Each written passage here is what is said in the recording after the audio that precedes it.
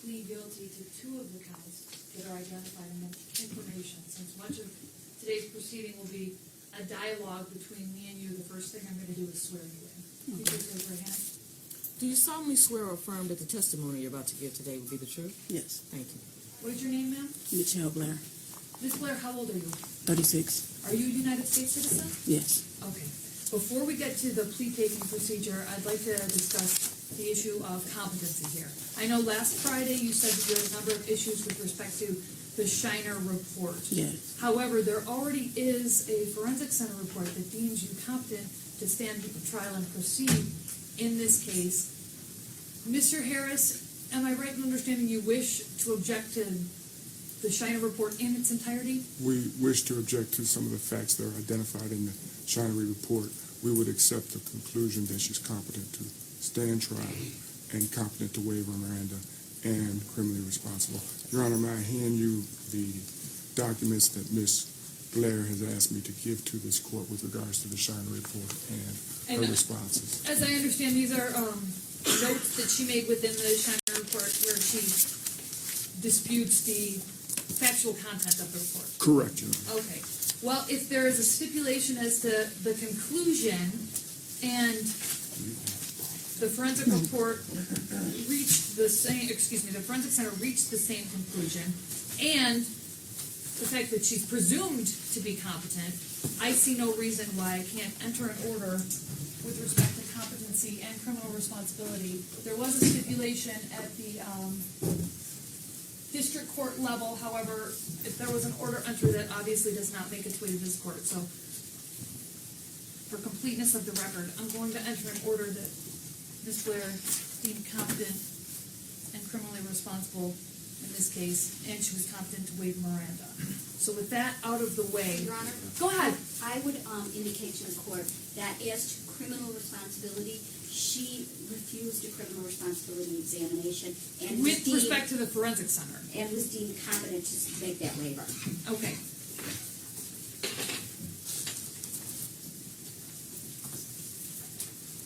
All right, Ms. Blair.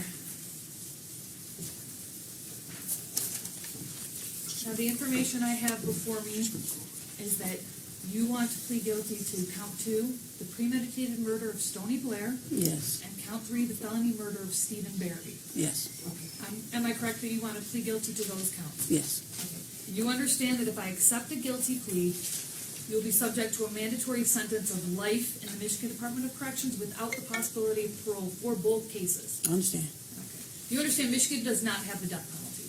I do now. Okay. All right. I want to make sure that you understand this isn't a sentence agreement between you and the people. You're voluntarily admitting to these 2 counts and subjecting yourself to those sentences. Yes. Is that correct? Is that a yes? Yes. Okay. All right, Ms. Blair. I'm going to go over each of the rights. I see that you've signed the settlement offer and notice of acceptance. So just bear with me. I'm going to read all of these and then ask you if you read them, understand them, and if you have any questions about them, okay? Okay. Okay. All right. Do you understand that if your plea is accepted, you will not have a trial of any kind, and that you're giving up the rights that you would have at a trial, including the right to be tried by a jury, to be presumed innocent until proven guilty, to have the prosecutor prove beyond a reasonable doubt that you are guilty, to have the witnesses against you appear at the trial, to question those witnesses, to have the court order any witnesses that you may have for your defense to appear at the trial. You also have the right to remain silent during the trial. You have the right to not have that silence used against you, and you have the right to testify at the trial if you want to testify. Do you understand those rights? I do. You understand by entering a guilty plea you're waiving those rights? I do. Do you have any questions about those rights? No. Okay. Do you also understand that if your plea is accepted, you will be giving up any claim that the plea was the result of promises or threats that aren't disclosed to me at this proceeding, and that it was not your own choice to enter the plea? Do you understand that? I do. Okay. Am I right in understanding that this is your choice to enter this Yes. plea? Okay. And you also understand that if your plea is accepted, any appeal from your conviction and sentence pursuant to this plea will be by application for leave to appeal and not by right. Do you understand that? Yes. Okay, so if you were convicted by a jury, you would have an automatic right to appeal, but if you enter a plea, you have to convince the Court of Appeals that they have to hear your case. Do you understand that? I do. Okay, fair enough. Now, Ms. Blair, I want to be absolutely clear. Has anyone forced you or threatened you to get you to enter a guilty plea today? No. This is your own choice. Yes, And you've made this after discussions with your attorney, Mr. Harris. yes. Okay, Mr. Harris, so the record's clear. Do you have any sort of record of how many times you've discussed entering this plea with your client? At least 3 times, Your Honor. All right, has Mr. Harris discussed with you that you will need to establish what's known as a factual basis? Yes. Okay. Has anyone made any promises to you in order to get you to enter this plea? No, Okay. Again, this is your voluntary choice to enter this plea. it is. Okay. And subject yourself to a mandatory life sentence. Yes. Okay. All right. Now let's go through. Ms. Blair, what did you do to Stoney Blair that makes you guilty of premeditated murder? She raped my son. I intentionally killed her. How did you do that? Starting from the beginning, when I found out about what Stoney was doing to Matthew, it was 9 months later after finding out about Stephen. So for the whole 9 months we were in the house, she was still raping my child. I did not know that. When I first found out, after Maddie told me,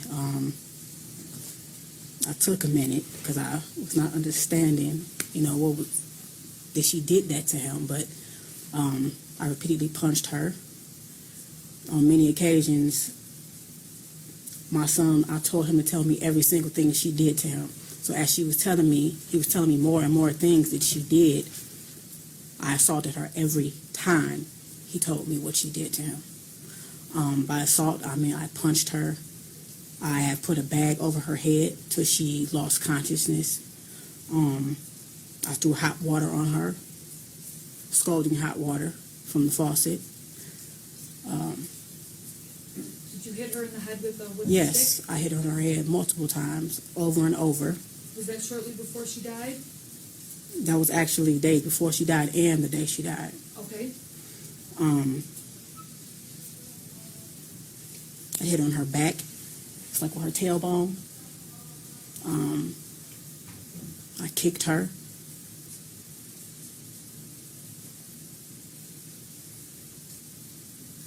Okay, I just want to clarify a few things. And perhaps you don't know, but did this happen on or about May 25th, 2014? To the May best of your 25th is actually the day she died. Well, the day I killed her. And you said you killed her by putting a grocery bag over her head? Yes, that day, Maddie would tell me different things because she was doing this to him for years, and I did not know that. You get what I'm saying? And I didn't find out till 9 months later. She had started with Stephen. She ruined my son, okay? She started with Stephen before he even started. So,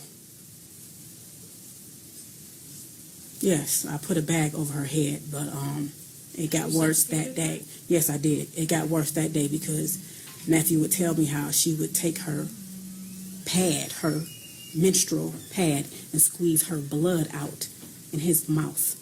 Okay? And it was over with after that. It was over with. You meant to kill her? I definitely meant to kill her. Okay. It wasn't an accident? No, not at all.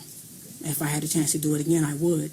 When you went and got the grocery bag and suffocated her, that was your intent? Yes. She was standing in the bathtub. I was throwing hot water on her. My son was standing to my right outside the bathroom door, and he was telling me everything he was telling me. I looked at her, and I'm like, "You did this?" And she was like, "Yes." So I actually had a stick, and I was hitting her in the head. Every time he told me something, I hit her very hard in her head, and I was throwing hot water on her. And when I actually took her out of the bathroom, I took her back in her room, and I just kept staring at her, and I said, excuse my language, but I'm like, why the fuck would you do this to him? Just like, I'm constantly asking her. She kept saying, I hate him. And I'm like, you hate him? And she admitted to me that she hated Gabrielle, she hated Stephen, she hated everybody. And I'm asking her why. She says, everybody always think Matthew's so cute. And I'm like, so you like your brother, because you get what I'm saying. So I meant to. I definitely meant to. And I do not feel any remorse for what I did to Stoney, because she had no remorse for what she did to my son. And it's not only raped him, she gang raped him with Stephen. Matthew, we're all sitting on the floor, and he was telling me, this is how I found out about both of them doing it together. But it was too late. Stephen was gone. But Matthew told me that Stoney would actually make him sit there while, in his words, her and Stoney did the nasty stuff, and then they did it to him. And So now this was that's your way of inflicting punishment? definitely. Okay. Okay.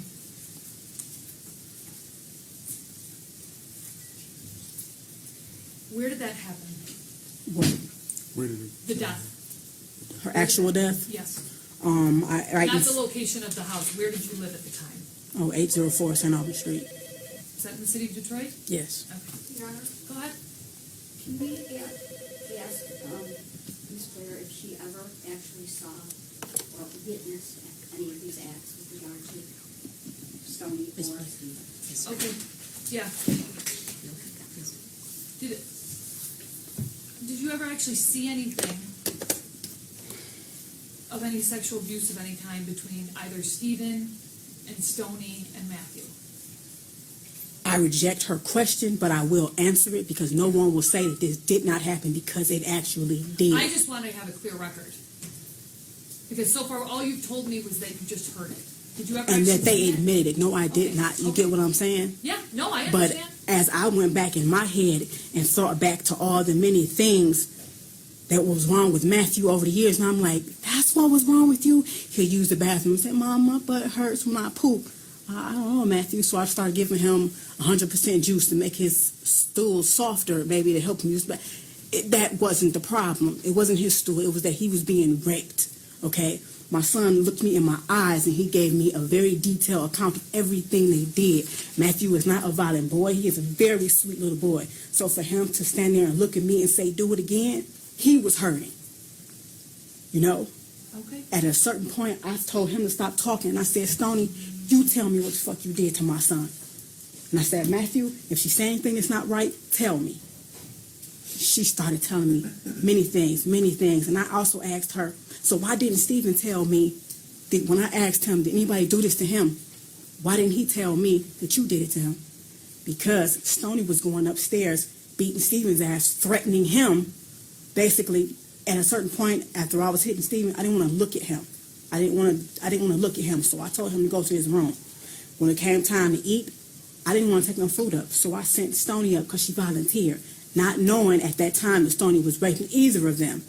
But every time she went upstairs, I wouldn't have known if she hit him or not because I had put many bruises on him. So every time she went upstairs, she admitted to me that she was hitting him also, knocking the hell out of him, telling him, you better not tell her nothing. Okay. You get what I'm saying? I understand. When she admitted these things to you, were you always being physical with her? The first time, no. We were sitting there. Okay. She denied it constantly. I'm like, Stoney, you better tell me the fucking truth. Matthew's sitting here. He don't know nothing about it. He constantly, you get what I'm saying? Who would admit that? Who would admit that if they did not do it? All right. Tell me what happened to Stephen. Basically the same thing. Can I ask you a question first? The people standing behind me, this woman who just asked the question, is she trying to make it seem like this did not happen? No. We just have to have a clear record. Okay. Right? Can I have This a is your moment? time to talk. Go Can I have a ahead. moment? Well, all we're trying to do is just make sure that the record is clear. Okay. And so don't look behind you. Just do what she asked you. I mean, right now, Thank you, ma'am, ma'am. this is just you choosing to plead guilty. The people did not have any sort of plea agreement. Yeah, because, you with know, at all. it's like I'm willing to take a polygraph test. It's like, because I understand people don't want to hear me, period, but I'm willing to I'm take it here. on I'm listening to everything. you. Tell me what happened to Stephen. I came home one day. My daughter, Gabrielle, my oldest, met me at the door, and she's like, Mom, come see what Maddie doing with his dials. And I'm like, what is he doing? He was making one dial, his little wrestle man, hump on top of the other. No, I'm like, Maddie, why was you doing that? I said, anybody ever do this to you? He said, no. I said, then why are you doing that? And he said, yes, Stephen did. And I was like, so this is the first I'm hearing about that, period. This was 9 months before Stoney. Okay, Stoney wasn't downstairs, and she was always in the background. I wish to God I had question everybody together, but I didn't. Would you But- say this was around August 30th, 2012? No, this was before August 30th. August 30th is when he died. Okay. This was When- maybe a week and a half. Before he died? Yes. Okay. So that, Matthew telling me that set off some action? Yes, I went upstairs because Stephen was upstairs in his and Matthew's room. And I went upstairs and I said, Stephen, Matthew said you was humping on him. And then Stephen stood up and he looked at me, and right then I could tell something was wrong in his face because he was just like this. Any normal kid, I know my kid would have been like, what? That's not what he did. He stood up and looked at me like he had lost his mind, okay? And it just, hearing that from him had me fucked up in my head, period. But I asked him, I said, Stephen, tell me the fucking truth. Was you humping on Matthew? He said, yes, but that was all. And I said, did you hump on him with your underwear off? He said, no. Matthew yelled out, yes, he did. And I just remember going in the hallway, walking back and forth, like, and I walked back up and I was like, you fucked your brother? You get what I'm saying? You fucked your brother. So I'm looking at them too. I'm looking at them like, what? I can't understand. So I start punching Stephen. You know, I'm like, what the fuck is you doing to him? I just start asking him questions. Matthew, at this point, is just spilling out. He's just spilling out. And Mom, and he's doing like this, and he do this thing almost every night. He tell me how he was, the reason I put bags over Stephen's head is because if we had Maddie, I thought Maddie peed in the bed. My son was never a bed wetter. Didn't know it was Stephen waking up every morning pissing on Matthew like he was a damn piece of shit, okay? They had bunk beds. Stephen would get out the bed in the middle of the night. You would rape him in his own bed. You would pee on him instead of going to the bathroom. I'm waking up every morning thinking Matthew's a bed wetter. So we just wash him up and go, you a bed wetter. Let's talk about what you did to Stephen. The reason I put bags over Stephen's head is because my son told me that the plastic on his bed, because I thought he was a bed wetter, he said, sometimes, Mom, I couldn't breathe. Stephen was laying on me, and he had my face down in the plastic on the bed. I couldn't breathe, and he was humping on my butt like a basketball. That's when I got a garbage bag and started putting it over Stephen's head, and I started asking him, bitch, you know what I'm saying? You see what this feel like? You can't breathe? You stop at that's my son. You could not breathe on top of getting raped. You was 6 years old at the time. You get what I'm saying? So I put the bags over his head. He lost consciousness. I did that a couple times. He told me that Matty would be face down. He had stuff around his neck. So I grabbed Stephen, I grabbed a belt, and I put a belt around his neck, and I lifted him up like, do you like how this feels, being choked with a belt? So I dropped him. I held him up until he lost consciousness as well. You were intending to... No, I did not intend to kill Stephen. No, I'm not... Listen to my question. You were intending to inflict serious physical harm, but not kill him. Definitely. Okay. Did you also punch him? Yes, I did. Multiple also times. kick him? Yes, I did. You talked about choking him. Did you also burn him? Yes, I did. Okay, how did you do that? Hot water, scalding hot water. In our bathroom, the hot water gets extremely hot. So, his private area, I stood him in the bathtub naked. You fucked up my son with your dick, you know? So yes, I threw hot water in his genital area multiple times. Every time Stephen peed in my son's eyes. He put his dick in his ears, his nose. He peed. Matthew even told me one time, Mom, and in my eyes, it was gooey, but it wasn't pee. And right then, it was like, I didn't even know a 9-year-old could ejaculate. You get what I'm saying? So not only did you do that, you done it in my son's eyes. So my son had to go through all this shit. So yes, I threw hot water on him repeatedly. Did it make him burn? Yes, it did. His skin came off. Did you His also skin make came him off. drink Windex? Yes, I did, because Matthew told me in the middle of the night he had took him in the basement and he made him drink the blue stuff from under the sink. And I'm like, what blue stuff? So I walked Maddie downstairs. He showed me what I said. You made Maddie drink fucking Windex. And then I went back to like years before, and I'm like, is this what was wrong with him? I thought Matthew had the stomach flu, where you vomit and have diarrhea. You get what, at the same time? At that time, this is what was going around. A lot of people had it, so this is what I thought Matthew had. He didn't. Stephen made him drink Windex. So yes, I made that boy drink Windex. Okay, I'm just trying to clarify the record. Okay, again, you knew you were seriously harming him, but you didn't intend to murder him. No. Okay. But your actions ultimately caused his death. Yes, they did. Okay. Were you Stephen's mother? Yes. He was in your custody? I don't claim him as my son now, and I do not claim Stoney as my daughter. I have 2 children. That's it. Stephen and time he Stoney died? are demons. Period. Listen to my question. At the time he died, he was in your custody or care? Yes. How old was he? Stephen was 9. And again, did this happen at your house in the city of Detroit? Yes. What you did to Stephen was punishment for what you did to Maddie, is that right? For what he did to Matthew. Sorry, Yes. for what Stephen did to Yes. Maddie. That was punishment.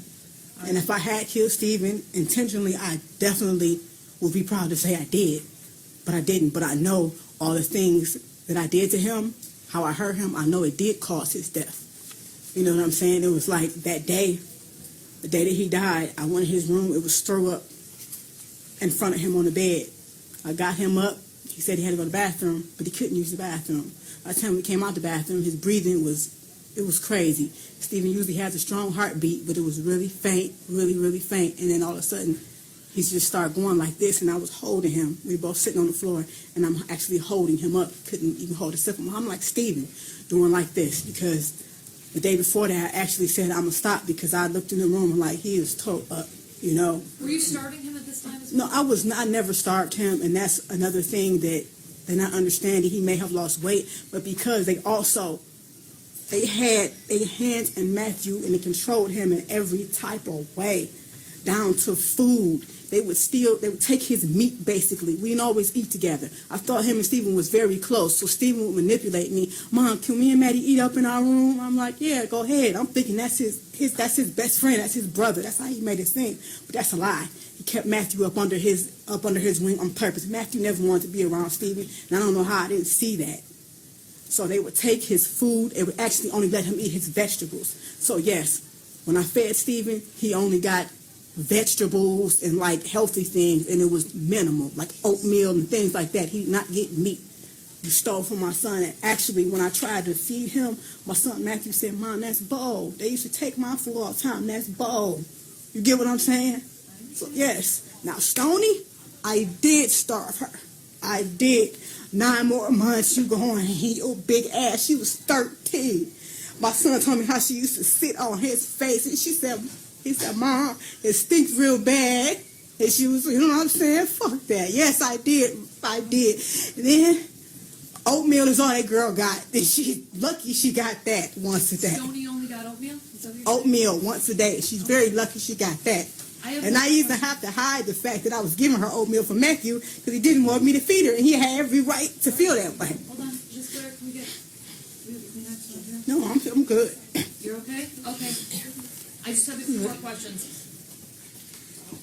When you were physically harming Stephen, was it ever your intent to also cause any sort of serious mental harm? Well, I don't understand what you mean. When you were hurting him physically, was it also your intent to cause any sort of serious mental harm? What do you mean, mentally damage him? Yes. Like beating him in the head? No, like making it so that his thoughts aren't right. No, Does that never. make sense? Okay. Physical punishment on what you did to my child, because I had always told my kids the worst thing you can ever do to somebody is break them. I always told my son that, and I always told the girls the worst thing you could do is cry rape on somebody if they didn't rape you. They fully knew what they were doing. So you were only intending physical punishment? Yes. All right, now, just so that I'm clear, you weren't allowing them to treat your other children like this, were you? What do you mean? You weren't allowing them to sexually assault. No, I wasn't allowing All right, that. I never knew. That's exactly, You get what I'm saying? That's exactly what I wanted to know. You didn't know until afterwards. It's like, Am I right? yes. Okay. It's this one instance, I was asleep. I said, Matthew, why you didn't tell me? He said, Mom, I even ran in the hallway and I had your hand. I was asleep. My son ran out and grabbed my hand. He was 6 and he was doing like this, trying to wake me up. Stephen was grabbing him back by the back of his shirt, pulling me. And I said, Matthew, why didn't you just scream out? He said, I don't know. You get what I'm saying? He even had my hand pulling on me, trying to wake me up. And since I'm a hard sleeper, I didn't wake up. So to hear my son say that to me is real fucked up. That shit happened right up under my nose. So, man, I don't regret none of this. I don't regret any of it. Matthew was my son. That's my baby. There's no way that his brother and sister should know what he feels like inside. There's no way. Understood? I don't feel no remorse for the death of them demons. Okay, all right. I'm going to accept the plea unless either counsel's dissatisfied. Oh, medical examiner's report, go ahead. Your Honor, the medical examiner report for Stephen Gage Berry is Joint People and Defense Exhibit number 1. It's dated March 27, 2015.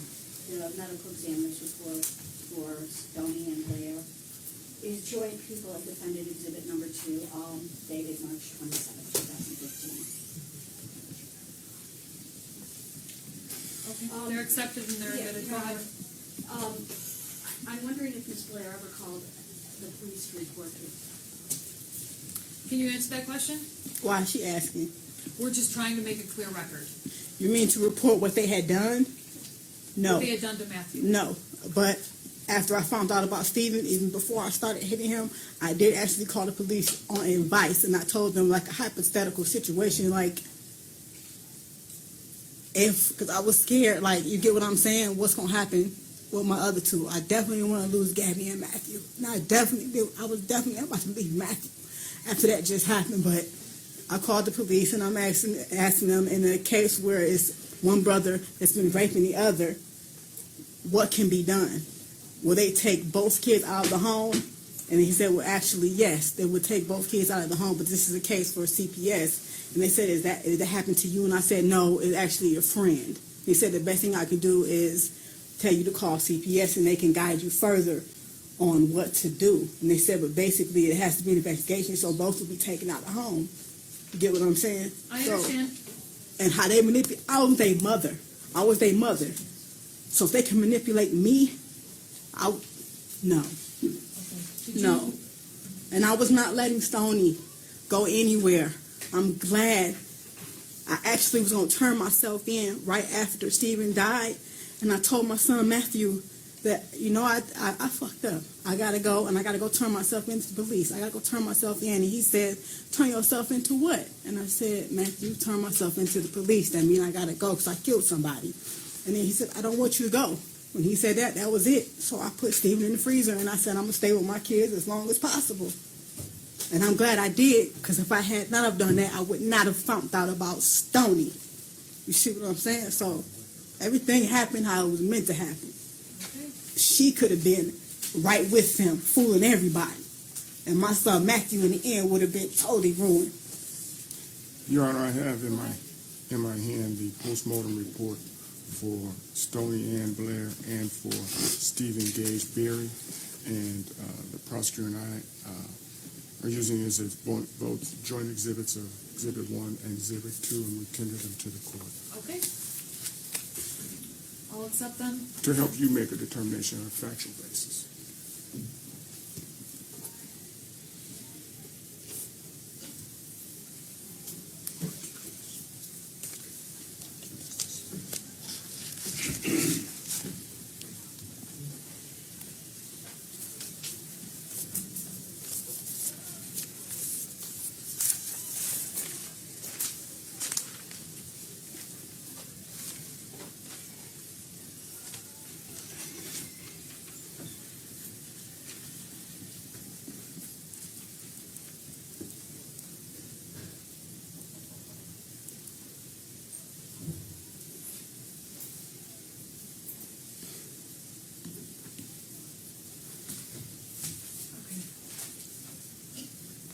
The medical examiner's reports have been accepted as 1 and 2, and they are consistent